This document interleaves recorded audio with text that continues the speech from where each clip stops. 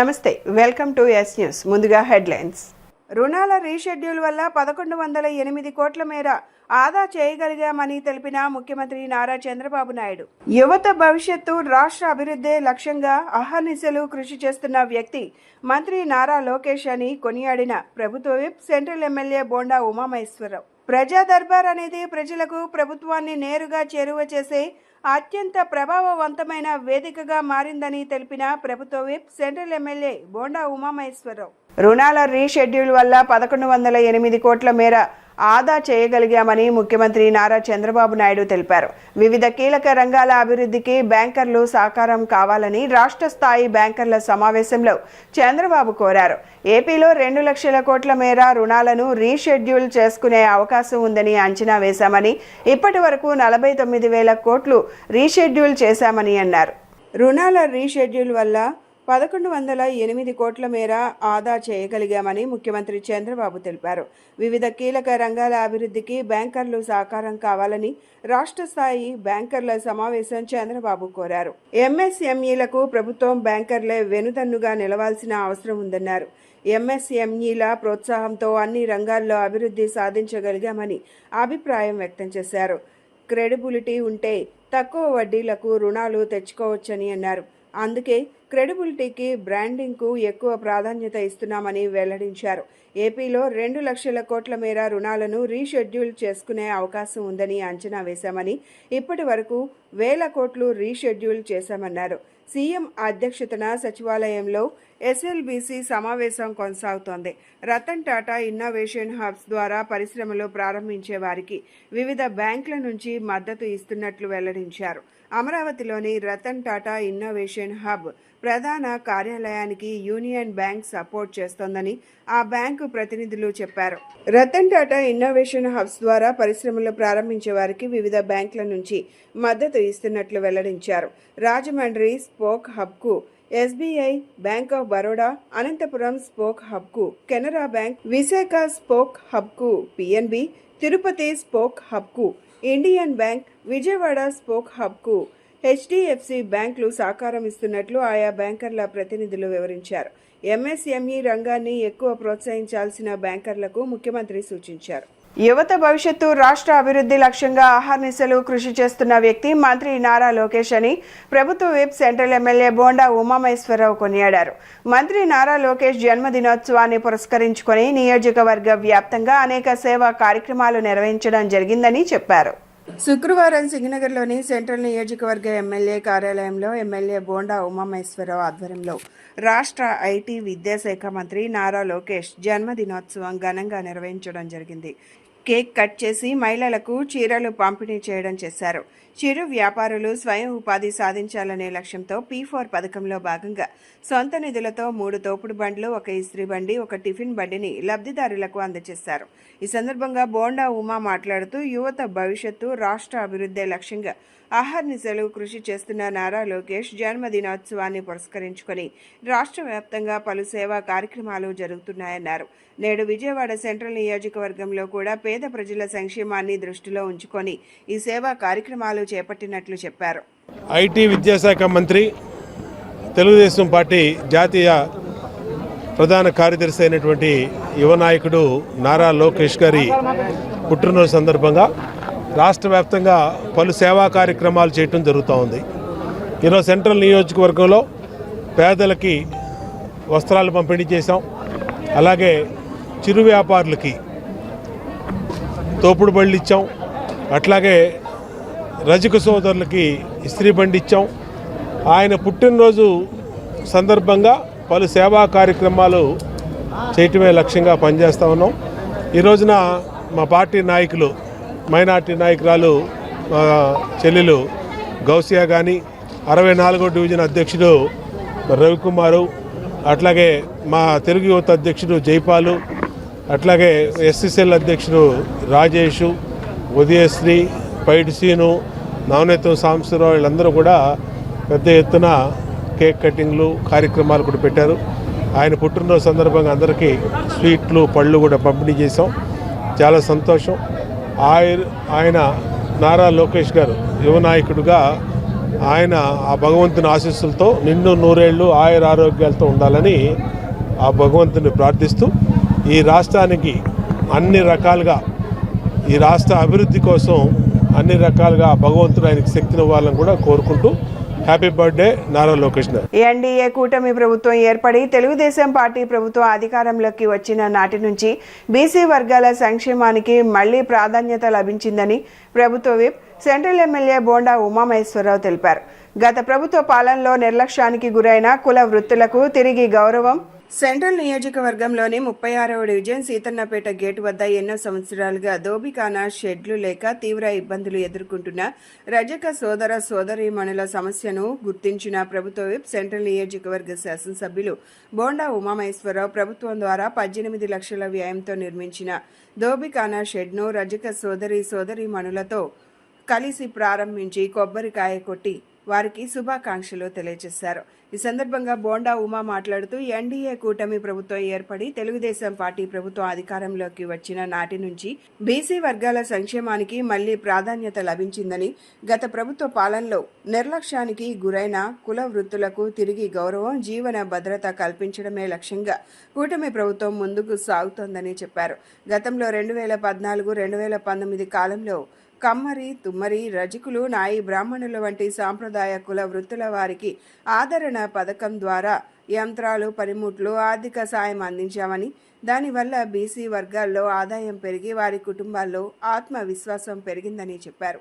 రజకుల దుకాణాలకు ఉచిత విద్యుత్ సదుపాయం కల్పించడం, ఆధునిక పరికరాలు, పనిచేసే వాతావరణాన్ని మెరుగుపరచడం వంటి చర్యలు తీసుకున్నామని తెలిపారు. తెలుగుదేశం ప్రభుత్వం అధికారంలోకి వచ్చినాక బీసీ వర్గాలకి పూర్వ వైభోగం వచ్చింది. ఇవాళ అన్ని చోట్ల కూడా అన్ని రకాలుగా నాయి బ్రాహ్మణులకి కరెంటు ఉచితంగా ఇస్తూ ఉన్నాం, షాపులకి, రజకులకి వాళ్ళకిచ్చే బెనిఫిట్లు వాళ్ళకి ఇస్తూ ఉన్నాం. అలాగే ముఖ్యంగా ధోబీ ఘాట్లు మా రజక మహిళా సోదరీమణులు మరి కుల వృత్తులు చేసుకునే వాళ్ళు ఆడవాళ్ళు బట్టలు ఉతుకుతారు, మగవాళ్ళు ఇస్త్రీ చేస్తారు.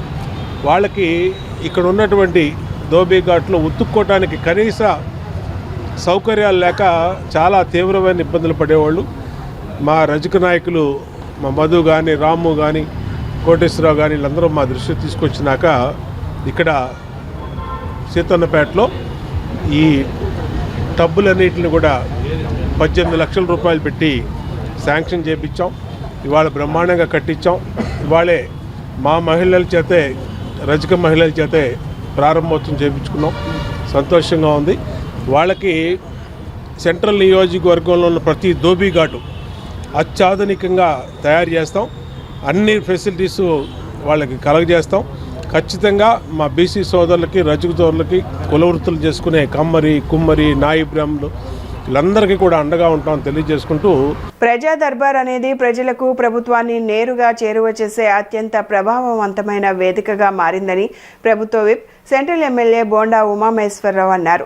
ప్రజల సమస్యలను ఆలస్యం లేకుండా పరిష్కరించడమే ఈ కార్యక్రమ ప్రధాన లక్ష్యమని పేర్కొన్నారు.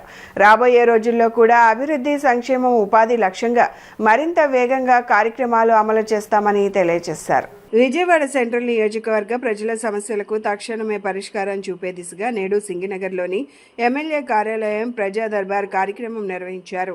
ఈ కార్యక్రమానికి నియోజకవర్గంలోని వివిధ డివిజన్ల నుండి పెద్ద సంఖ్యలో ప్రజలు హాజరై తమ సమస్యలకు సంబంధించిన వినతి పత్రాలను సమర్పించారు. ప్రభుత్వ విప్ విజయవాడ సెంట్రల్ నియోజకవర్గ శాసనసభ్యులు బోండా ఉమామహేశ్వరరావు ప్రతి అర్జీని స్వయంగా స్వీకరించి సమస్య స్వభావాన్ని వివరంగా తెలుసుకొని సంబంధిత శాఖల అధికారులకు తక్షణమే స్పష్టమైన ఆదేశాలు జారీ చేస్తూ పరిష్కార చర్యలు ప్రారంభించారు.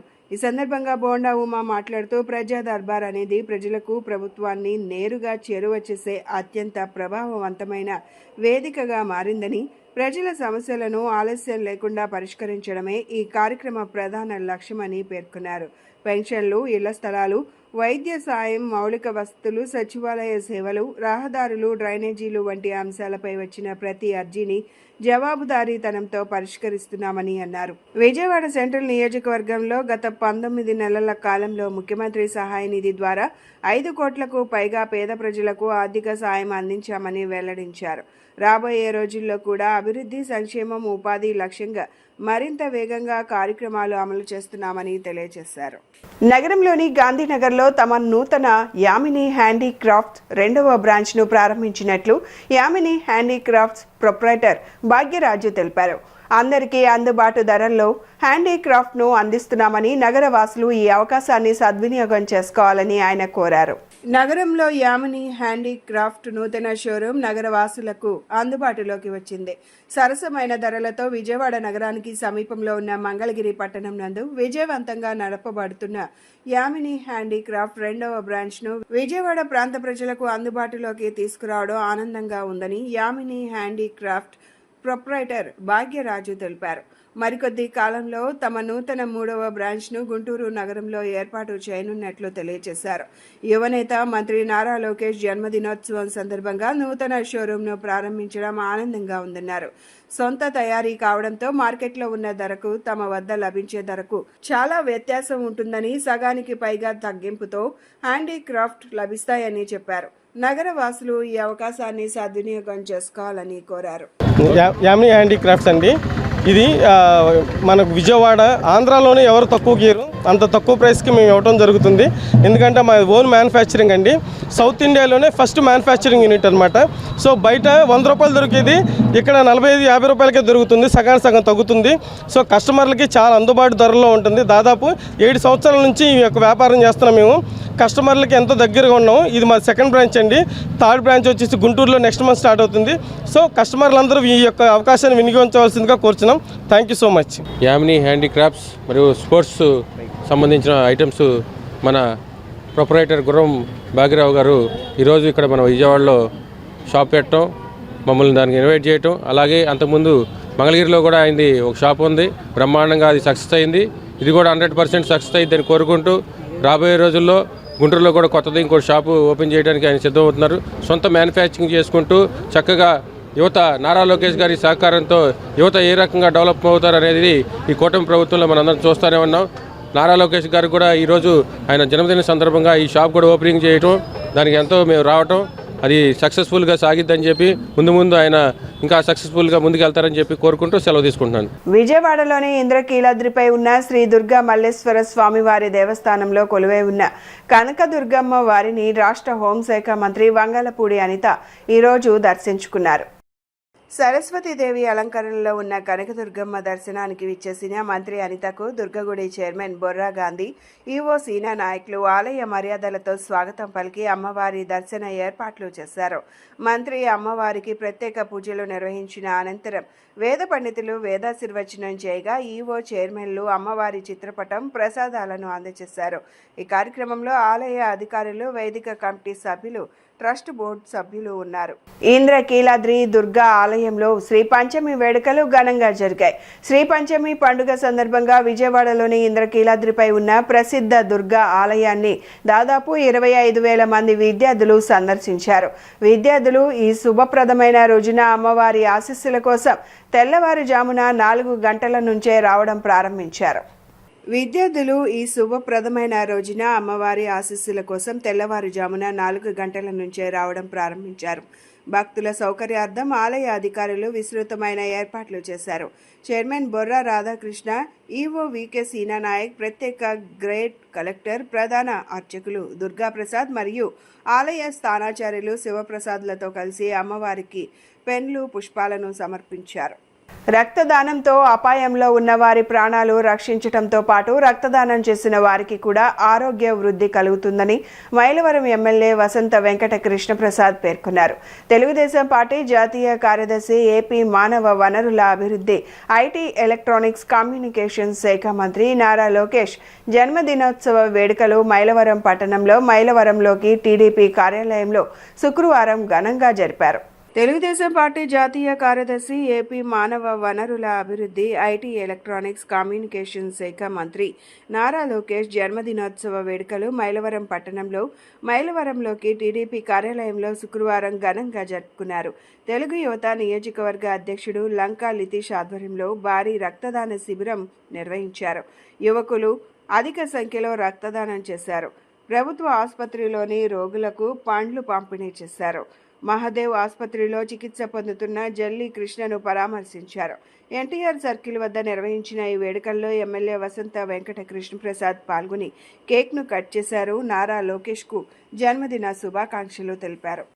నారా లోకేష్ గారిని పుట్టినరోజు సందర్భంగా పలు సేవా కార్యక్రమాలు జరుగుతూ ఉన్నాయి రాష్ట్ర వ్యాప్తంగా. అలాగే మైలవరం నియోజకవర్గంలో కూడా ఒక ప్రభంజనంలాగా యోగాలం పాదయాత్రతో ముందుకు వచ్చి తెలుగుదేశం పార్టీలో 3వ తరం తాత తండ్రి నుంచి వాళ్ళందరి నుంచి నేర్చుకున్న అనుభవ పాఠాల ద్వారా ఈరోజు ఒక విద్యా వ్యవస్థలో నూతన విప్లవాలకి ఎంతో నాంది పలుకుతూ, అట్లాగే ఆంధ్ర రాష్ట్రానికి అత్యధికంగా పెట్టుబడులు తీసుకొచ్చి రాష్ట్రాన్ని త్వరితగతిన అభివృద్ధి చేస్తా, అట్లాగే యువతకు ఉద్యోగ అవకాశాలు కల్పిస్తా ఎన్నో పేరు మార్పులకి శ్రీకారం చుట్టిన లోకేష్ బాబు గారికి హృదయపూర్వక జన్మదిన శుభాకాంక్షలు తెలియజేస్తూ, ఆ భగవంతుడి ఆశీస్సులతో నిండా 100 ఏళ్లు ఆయుష్తో ఈ ఆంధ్ర రాష్ట్ర అభివృద్ధిలో తన కీలక భాగస్వామి అయ్యి రాబోయే రోజుల్లో దక్షిణ భారతదేశంలోనే ఒక ప్రముఖ నాయకుడిగా ఖచ్చితంగా వెలుగొందిపోతా ఉన్నారని చెప్పి ఆశిస్తాను. Thank you. ఢిల్లీలో జరగనున్న గణతంత్ర దినోత్సవ వేడుకలకు ఏఐటీయూసీ అనుబంధ వీధి విక్రయదారుల ఫెడరేషన్ నుంచి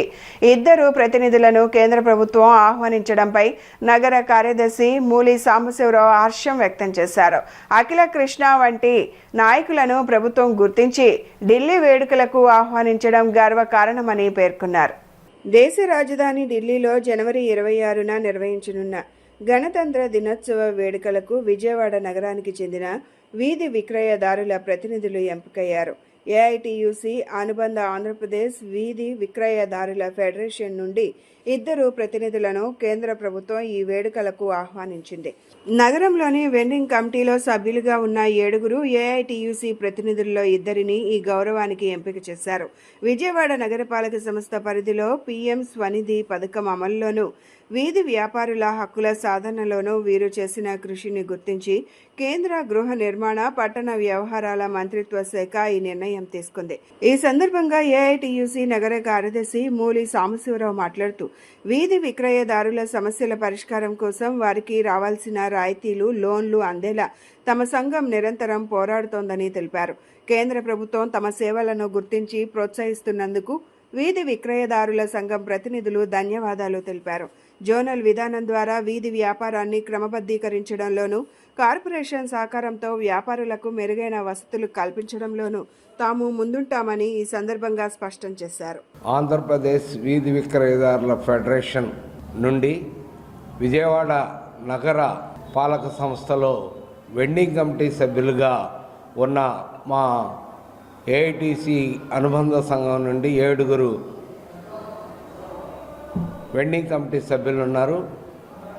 ఈ వెండింగ్ కమిటీ ఏర్పడిన ఈ సంవత్సరం కాలంలో విజయవాడ నగరంలో పిఎం సేవానిధి కార్యక్రమాన్ని ఇంప్లిమెంటేషన్ చేయటం ద్వారాగా ఇక్కడ వీధి విక్రయదారులకి వారికి కావలసిన హక్కులు, రావాల్సిన రాయితీలు, లోన్లు అలాంటివన్నీ కూడా ఇప్పించడంలో మా స్ట్రీట్ వెండర్స్ కమిటీ సభ్యులు, వెండింగ్ కమిటీ సభ్యులు పనిచేసిన పని విధానానికి గుర్తించి నెప్మా డిపార్ట్మెంట్ నుండి మా వీధి విక్రయదారుల ఏఐటీసీ అనుబంధ సంఘం నుండి రాష్ట్రం నుండి 2 సెలెక్ట్ చేయటం అనేది జరిగింది. ఆ 2 కూడా మన రిపబ్లిక్ డే గణతంత్ర దినోత్సవం సందర్భంగా జనవరి 26న ఢిల్లీ ప్రోగ్రాంకి ప్రభుత్వం వారు సెలెక్ట్ చేశారు. వీధి విక్రయదారుల కార్మిక పరిరక్షణ నుంచి విజయవాడ నగర సభ నుంచి మాట్లాడుతున్నాం. ఏఐటీసీ అనుబంధం సంస్థగా వర్క్ చేస్తూ, అలాగే టౌన్ వెండింగ్ కమిటీలో మెంబర్గా పనిచేస్తూ, అలాగే ఇప్పుడు మనకు రావాల్సిన వీధి విక్రయదారులకి ఏ సౌకర్యాలు ఉండాలో దాంట్లో భాగంగా నేను ఒకరిని.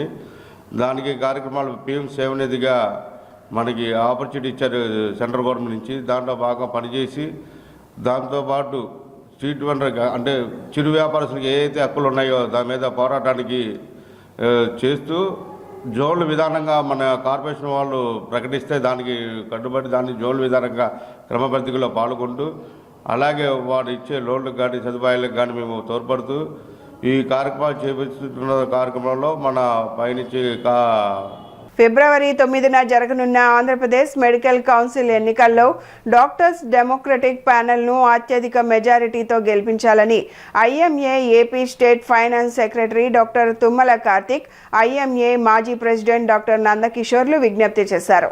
ప్యానెల్ సభ్యులందరూ నామినేషన్ వేస్తున్నట్లు స్పష్టం చేశారు. డాక్టర్స్ డిమాండ్స్, సమస్యలు పరిష్కారం చేయడానికి కృషి చేస్తామని చెప్పారు. ఆంధ్రప్రదేశ్ మెడికల్ కౌన్సిల్ ఎలక్షన్ సందర్భంగా డాక్టర్స్ డెమోక్రటిక్ ప్యానెల్ సభ్యుల ఆధ్వర్యంలో విజయవాడ నగరంలోని ప్రముఖ హోటల్లో మీడియా సమావేశం నిర్వహించారు. ఈ సమావేశంలో IMA AP state finance secretary doctor Tummala Karthik, IMA మాజీ ప్రెసిడెంట్ డాక్టర్ నందకిషోర్ మాట్లాడుతూ మొట్టమొదటిసారిగా ఆన్లైన్ పద్ధతిలో ఈ ఎన్నికలు జరగబోతున్నాయన్నారు. ఏపీఎంసీ ఎన్నికల్లో మా ప్యానెల్ ద్వారా మొత్తం 13 మంది పోటీ చేయడం జరుగుతుందన్నారు. ఈ ఎన్నికలు ఫిబ్రవరి 9వ తారీఖు ఉదయం 9 గంటల నుండి సాయంత్రం 5 వరకు ఆన్లైన్ పద్ధతిలో జరుగుతాయని, గతంలో డాక్టర్స్ ఎదుర్కొంటున్న సమస్యలపై పనిచేశామని, తమ ప్యానెల్ను గెలిపిస్తే ఇంకా ఎన్నో సేవలు చేస్తామని, డాక్టర్ సమస్యల పరిష్కారానికి పని చేస్తామన్నారు. అయితే మీ అందరికీ అనిపించవచ్చు వీళ్ళందరూ ఎంత లైక్ మైండెడ్గా ఒక ప్యానెల్ లాగా ఫార్మ్ అయ్యి ఈ ఎలక్షన్ కంటెస్ట్ చేస్తున్నారని. మేము అంతకుముందు కూడా చాలా మంచి పనులు చేస్తున్నామని అనుకుంటున్నాం. అందులో ముఖ్యంగా కోవిడ్ టైంలో ఎప్పుడైనా ఒక క్రైసిస్ వచ్చినప్పుడు డాక్టర్లు ఎలా పనిచేస్తారు అనే దానికి నిదర్శనంగా మీరు కోవిడ్ అప్పుడు చూసుంటారు. ఎంత డాక్టర్లు కానీ పారామెడికల్ సిబ్బంది కానీ ఎంతలా పనిచేశారో. అందులో సింహభాగం అంతా క్రెడిట్ అంతా మా వైద్య బృందానికే దొక్కుతుంది. సో అదొకటి. ఇంకోటి ఏంటంటే ఇప్పుడు మొన్న మీరు ఆర్జీకర్ ఇన్సిడెంట్ చూసుంటారు. కోల్కతాలో ఒక పీజీ డాక్టర్ పైన ఎలాంటి అఘాయిత్యం జరిగింది, అది ఇంతవరకు కోర్టులో పూర్తిగా తేలనే లేదు. అప్పుడు మేము సాలిడారిటీగా ఆ ఇన్సిడెంట్ సాలిడారిటీగా దేశంలో ఉన్న ప్రతి వాళ్ళు బాధపడిన సందర్భం, ప్రతి వైద్యుడు కూడా ఆ బంధుకు పిలిపించి ఆల్మోస్ట్ 22 days మేము దానికి సాలిడారిటీగా నిలబడి ఉన్నాం. సో దానివల్లనే సుప్రీంకోర్టులో కొంచెం ప్రొసీజర్ అంతా కూడా త్వరితగతిన ఎంతో కొంత అయింది. ఒక కమిటీని కూడా కాన్స్టిట్యూట్ చేయడం జరిగింది. ఎందుకంటే ఎప్పుడు కూడా గవర్నమెంట్ నామినేట్ చేయడం లేదంటే గవర్నమెంట్ తాలూకా ఇష్యూస్, గవర్నమెంట్ తాలూకా ఎజెండాను అమలుపరచడం జరుగుతుంది. కానీ ప్రాథమిక వైద్యుల దగ్గర నుంచి, టీచింగ్ హాస్పిటల్ వైద్యుల దగ్గర నుంచి ఐఎంఏ వైద్యుల్లోని డిఫరెంట్ స్పెషాలిటీస్ ఉంటాం. అన్ని స్పెషాలిటీస్ తాలూకా వాయిస్ ఫస్ట్ టైం ఈ 13 మందిలో డిఫరెంట్ పీపుల్ అన్ని స్పెషాలిటీస్ని కవర్ చేసుకుంటూ, అన్ని ఏరియాస్ని కవర్ చేసుకుంటూ ఒక ప్యానల్ రూపొందించడం జరిగింది. దీంట్లో కొంతమంది అసంతృప్తి ఉండొచ్చు, కానీ మా తాలూకా అప్పీల్ ఏంటంటే 1,00,000 మంది డాక్టర్లో 55,000 మంది ఈరోజు దగ్గర రిజిస్టర్ అయ్యారు. మ్యాక్సిమం ఓటింగ్ జరగాలి. ఎవరు కూడా ఓటింగ్ ఈరోజు ఏపోతే ఏమవుతుంది అనుకోకుండా ప్రజాస్వామ్యం నిలబెట్టాలంటే ఓటింగ్ అన్నది స్ట్రాంగ్ ప్రక్రియ. అది గవర్నమెంటే ముందుకు వచ్చినప్పుడు ప్రతి ఒక్కరు కూడా ఆ ఒక్కరోజు 9th మార్నింగ్ 8 గంటల నుంచి సాయంకాలం 5 గంటల దాకా ఒక్క 10 నిమిషాలు మీది కాదనుకుని చెప్పి 13 ఓట్లు కూడా వేయాలి. ఒక్కొక్కటి కాదు, అంటే ఒక ప్యానల్కి నించున్న 13 మెంబర్స్కి కూడా అందరూ ఓటేసిన తర్వాతే ఆ ప్యానల్ మొత్తం ఎలక్ట్ అయినట్టు. నా పేరు డాక్టర్ ఏవి సుబ్బారెడ్డి, అరవ వెంకట సుబ్బారెడ్డి. నేను present Andhra Pradesh private hospitals and nursing homes association state ప్రెసిడెంట్గా ఉన్నాను. అదేవిధంగా federation of private hospitals and nursing homes association of India all India organisational సెక్రటరీగా కూడా ఉంటున్నాను.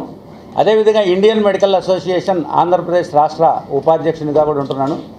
గతంలో స్టూడెంట్గా ఉన్నప్పుడు ఈ జూనియర్ డాక్టర్స్ అసోసియేషన్ ప్రెసిడెంట్గా అనేక రకాలైనటువంటి డాక్టర్స్ సంబంధించినటువంటి ఈ అసోసియేషన్స్లో పనిచేయడం జరిగింది.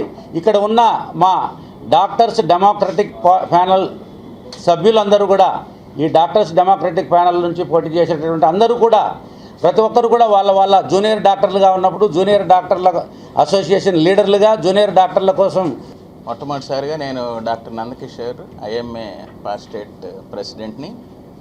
సో ఇవాళ మనకి ఆంధ్రప్రదేశ్ మెడికల్ కౌన్సిల్ ఎలక్షన్స్ ఫిబ్రవరి 9వ తారీఖున జరగబోతున్నాయి.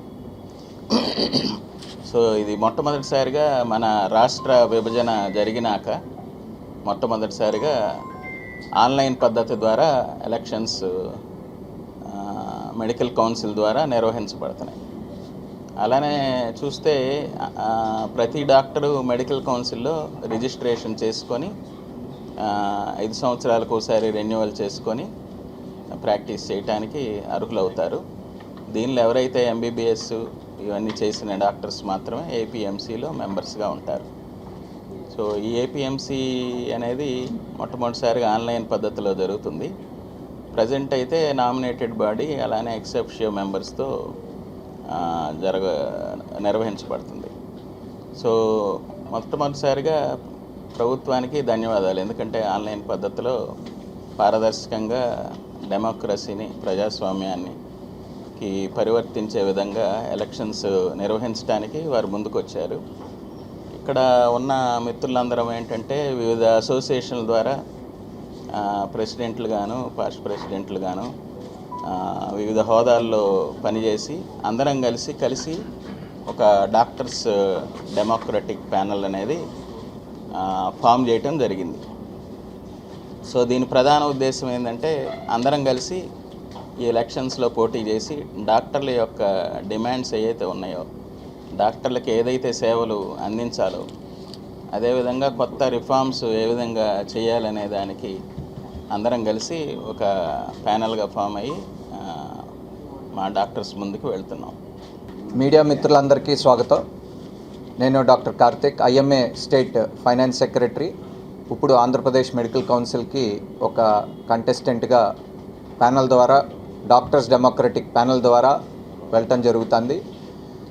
ఇందాక మా సీనియర్ సభ్యులు past IMA state president Nandakishore గారు చెప్పినట్టు 13 మంది కూడా సేవలు మన డాక్టర్లందరికీ అందించి డాక్టర్ల యొక్క అభిమానం కోసం వారి యొక్క బాధ్యత తీసుకుని మెడికల్ కౌన్సిల్ ఏదైతే regulatory body under the act ఉందో దీంట్లో 25 మంది సభ్యులలో 13 మందిని ఎన్నుకోవటం అనేది ఆనవాయితీగా వస్తుంది. మన రాష్ట్ర విభజన అయిపోయిన తర్వాత మొదటిసారి ఇట్లా మెడికల్ కౌన్సిల్కి ఎలక్షన్ జరగటం చాలా మంచిది. అది కూడా గవర్నమెంట్ సానుకూలంగా స్పందించి ఈ ఎలక్షన్ నిర్వహించటం పారదర్శకంగా చాలా సంతోషంగా ఉంది అందరికీ. దీంట్లో మా మేనిఫెస్టో ఈ డాక్టర్స్ డెమోక్రటిక్ ప్యానెల్గా అందరం ఏర్పడి మా యొక్క డాక్టర్స్ 135,000 మంది డాక్టర్సు ఇవాళ మెడికల్ కౌన్సిల్లో రిజిస్టర్ చేసి ఉన్నారు.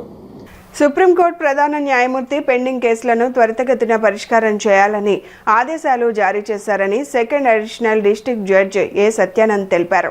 ఇరువురు కక్షదారులు మధ్యవర్తిత్వం నిర్వహించి ఇరువురు అంగీకారంతోనే 3,000కు పైగా కేసులు పరిష్కారం చేయడం జరిగిందని, నేడు 2.0లో అధికంగా కేసులు పరిష్కారం చేయడానికి న్యాయవాదులకు శిక్షణా తరగతులు నిర్వహించడం జరిగిందని చెప్పారు. బెజవాడ కోర్టు ప్రాంగణంలో ఏర్పాటు చేసిన మధ్యవర్తిత్వ శిక్షణ కార్యక్రమం నిర్వహించారు.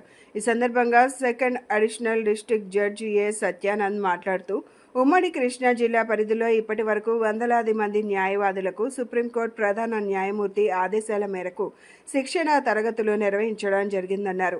కొన్ని దశాబ్దాల నుండి పెండింగ్లో ఉన్న కేసులను పరిష్కారం చేసేందుకు ఇరువురు కక్షదారుల మధ్యవర్తిని నియమించి త్వరితగతిన కేసులను పరిష్కారం చేసేందుకు శిక్షణా తరగతులు ఎంతగానో దోహదపడుతున్నాయని చెప్పారు. ఆ న్యాయ సేవా సంస్థల ద్వారా మీడియేషన్ అనేది ప్రోగ్రాం అందరికీ మీడియేటర్స్ని తయారు చేస్తున్నారు.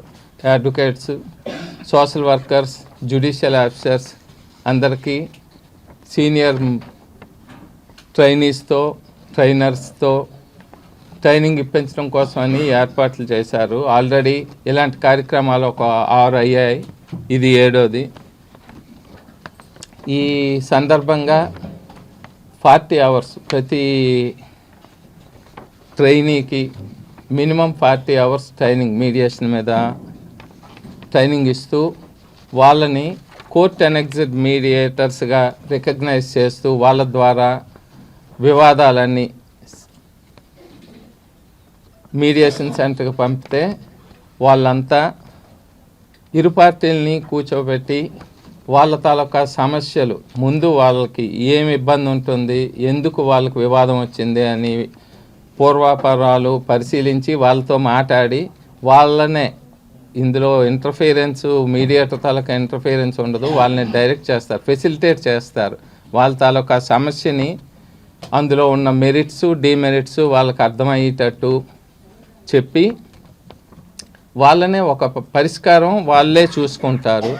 ఆ పరిష్కారంకి ఒక అగ్రిమెంట్ ద్వారా రాసుకొని కోర్టుకు పంపితే దాన్ని బేస్ చేసుకొని మళ్ళా వాళ్ళ దగ్గర అడిగి ఇలా ఈ పరిష్కారం మీకు ఇష్టమేనా లేదా అని అప్పుడు ఆ పరిష్కారాన్ని రికార్డ్ చేస్తుంటారు. ఆ తర్వాత దానికి ఇక ఏ అపీల్ అది ఉండదు.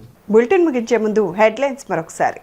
రుణాల రీషెడ్యూల్ వల్ల 1108 కోట్ల మేర ఆదా చేయగలిగామని తెలిపిన ముఖ్యమంత్రి నారా చంద్రబాబు నాయుడు.